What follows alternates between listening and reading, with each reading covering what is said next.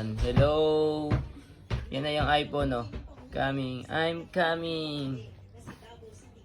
Baka sabihin nyo, hindi ko eh. Hindi legit eh.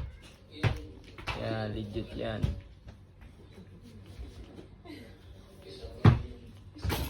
Tinanong ng GMA News si Mayor Inday Sara kung gaano kahigpit bilang ama ang Pangulo. Sabi ng alkalde, istrikto talaga sa kanyang kanilang ama pagdating sa pakikipag-boyfriend. Kwento pa niya, may boyfriend siya noon at pinagpatuloy ang nasasaktan ng kanyang ama. Pero ilang bagay naman daw ay nakakaya si Pangulong Duterte. Lay Alves, Asan dito? Yan, pipili na kayo ng... Ito to? Kahit alin dyan. Asan to? Bye. Ito to?